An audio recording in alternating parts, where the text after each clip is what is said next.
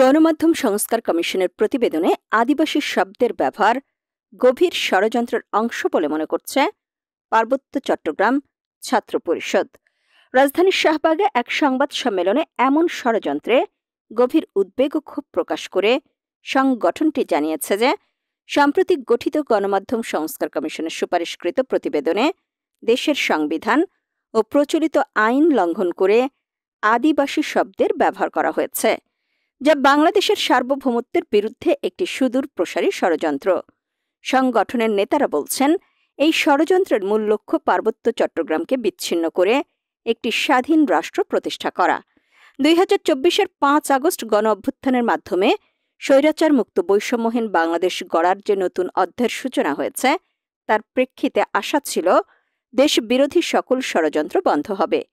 কিন্তু দুঃখজনকভাবে দেশের কিছু কুচক্রী মহল এবং সমতলের বাম ঘরানার সুশীল নামধারী ষড়যন্ত্রকারীরা আদিবাসী ইস্যু নিয়ে দীর্ঘদিন ধরে দেশের বিরুদ্ধে চক্রান্ত চালিয়ে যাচ্ছে।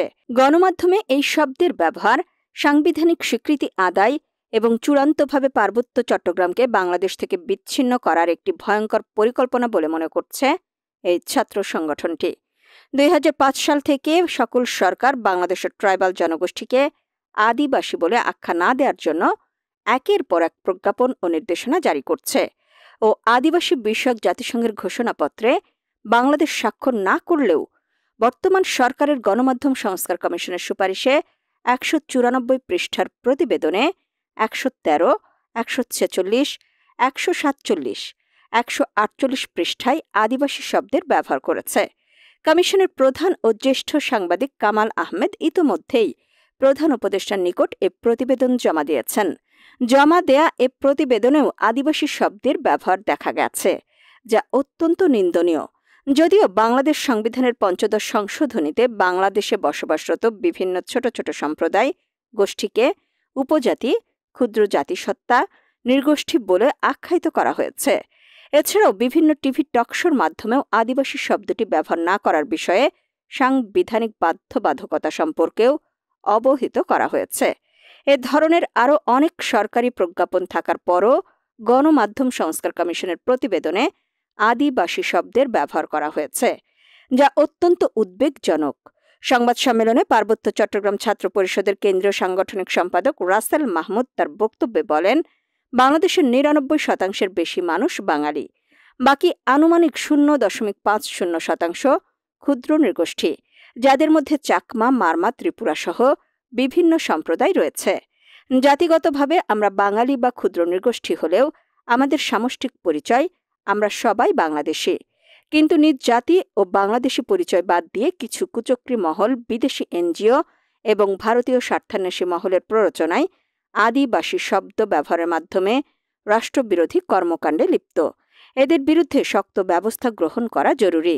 উপজাতি যে শিক্ষার্থীবৃন্দ শুধু শিক্ষার্থী নয়, পার্বত্য চট্টগ্রাম থেকে যে পার্বত্য চট্টগ্রামের ক্ষুদ্র নৃগোষ্ঠী আমাদের ভাই বোনেরা রয়েছে, তারা পার্বত্য চট্টগ্রাম থেকে বিভিন্ন বিশ্ববিদ্যালয় সহ পার্বত্য চট্টগ্রাম থেকে সরকারি বেসরকারি বিভিন্ন ধরনের প্রত্যেকটা সেক্টরে পার্বত্য চট্টগ্রামের পিছিয়ে পড়া জনগোষ্ঠী হিসেবে বিভিন্ন ধরনের সুবিধা এবং সরকার থেকে কোটার মাধ্যমে প্রত্যেকটা সেক্টরে তারা অবস্থান করে থাকে। কিন্তু যখনই তারা সেই সেক্টরে যায় এবং সেই সেক্টরে ঢুকে চেয়ার দখল করে, এবং শুধু সেক্টরগুলো নয়, আপনারা ইতিমধ্যে দেখেছেন যে পার্বত্য চট্টগ্রাম থেকে ঢাকা বিশ্ববিদ্যালয় সহ বিভিন্ন পাবলিক বিশ্ববিদ্যালয়ে তারা যখনই উপজাতি কোটার মাধ্যমে তারা ইনক্লুড হওয়ার পরেই তারা হচ্ছে সেখানে গিয়ে আদিবাসী নামক একটি শব্দ এবং আদিবাসী হওয়ার জন্য বিভিন্ন অপচেষ্টা, অপপ্রচার এবং ষড়যন্ত্রে তারা লিপ্ত হয়ে যায়।